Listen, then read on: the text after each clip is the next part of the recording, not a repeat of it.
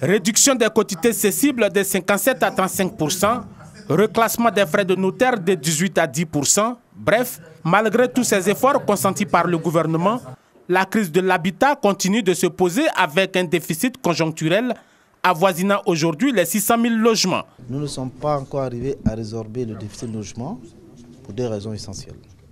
Première raison, il fallait d'abord que nous puissions mettre en place un cadre solide institutionnel. L'État devait repenser la formule, repenser le cadre institutionnel, de sorte que les promoteurs puissent assurer pleinement leurs devoirs. D'autres difficultés structurelles liées à la propriété foncière, au coût de l'hypothèque et à l'accès au financement constituent également un frein.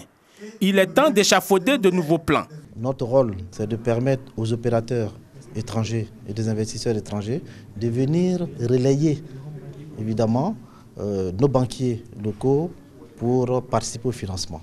Ça demande des financements très lourds. Cet apport des partenaires extérieurs devrait s'accompagner d'une implication plus forte des pouvoirs publics, notamment en matière de fiscalité et de coût des terrains. Il faut industrialiser la chaîne de production.